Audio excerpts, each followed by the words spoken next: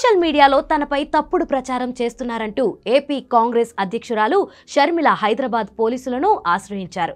Cyber crime పోలీసులకు 8 మందిపై ఫిర్యాదు చేశారు. తప్పుడు రాతలతో తనను మానసికంగా వేధిస్తున్నారని వారిపై చర్యలు తీసుకోవాలని కోరారు. ఈ 8 మందిలో శ్రీరెడ్డి, వర్రా రవీంద్రరెడ్డి కూడా ఉన్నారు.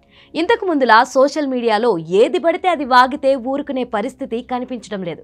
సైబర్ చట్టాలు కఠినంగా మారిన వేళ సోషల్ మీడియాలో కూడా మనోభావాల్ని దెబ్బతీసే విధంగా స్పీచ్లు ఇస్తే కేసులు నమోదు కావడం ఖాయంగా కనిపిస్తుంది.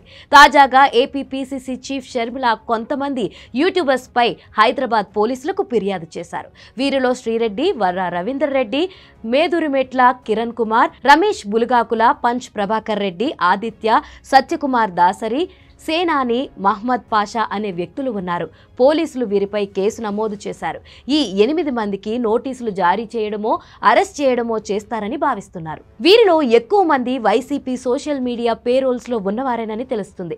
తమకు డబ్బులు సరిగ్గా ఇవ్వడం లేదని శ్రీరెడ్డి ఓ సారీ వీడియో కూడా పోస్ట్ చేశారు. ఇక వర్రా రవీందర్ రెడ్డి సంగతి చెప్పాల్సిన పని లేదు. మిగిలిన వారు వైసీపీ పేరోల్స్ లో ఉన్న వారేనని భావిస్తున్నారు. వీరిని పట్టుకుని వస్తే షర్మిలపై ఎవరు టార్గెటెడ్ గా దుష్ప్రచారం చేస్తున్నారో స్పష్టమవుతుందని ఏపీ పీసీసీ చీఫ్ గా ఉన్న షర్మిల హైదరాబాద్ సైబర్ క్రైమ్ కు ఫిర్యాదు చేశారు. ఏపీలో పోలీసులు వ్యవహరించే తీరుపై ఆమెకు క్లారిటీ ఉంది. ఆమె సోదరి సునీత కూడా పోలీసులకు ఫిర్యాదు చేశారు.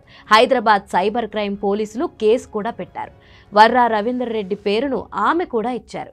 హైదరాబాద్ పోలీసులు ఎలాంటి చర్యలు తీసుకుంటారన్నది ప్రస్తుతం ఆసక్తికరంగా మారింది.